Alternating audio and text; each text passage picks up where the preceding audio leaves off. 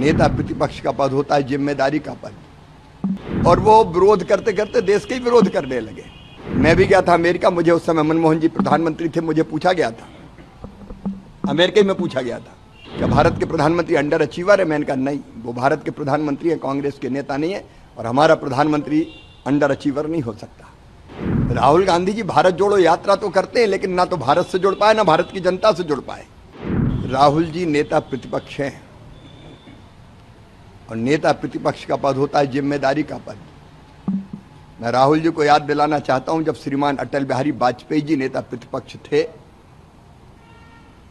मनमोहन सिंह जी प्रधानमंत्री, नरसिम्हा राव जी प्रधानमंत्री हुआ करते थे, नरसिम्हा राव जी, तब भारत का प्रतिनिधित्व अटल जी करते थे कई मामलों में। देश के बाहर कभी भी नेता प्रतिपक्ष ने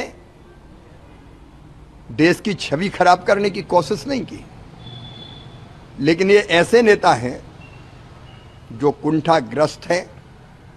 लगातार तीसरी बार पराजय के कारण उनके मन में अंध बीजेपी संघ और मोदी विरोध बैठ गया है, और वो विरोध करते करते देश के ही विरोध करने लगे। देश के बाहर कांग्रेस और बीजेपी नहीं होती, देश के अंदर हम मुद्दों पे लड़ सकते हैं, लेकिन देश के बाहर केवल भारत होता है। हम 100 और 5 अलग नहीं होते, 105 होते हैं।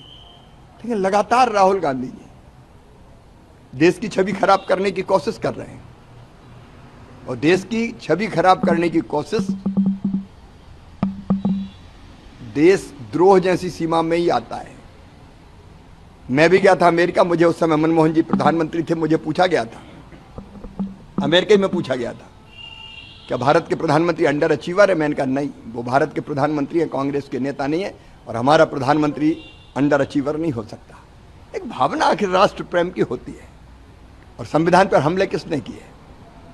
इमरजेंसी कौन ने लगाई? संविधान को तार तार करने का पाप किसने किया?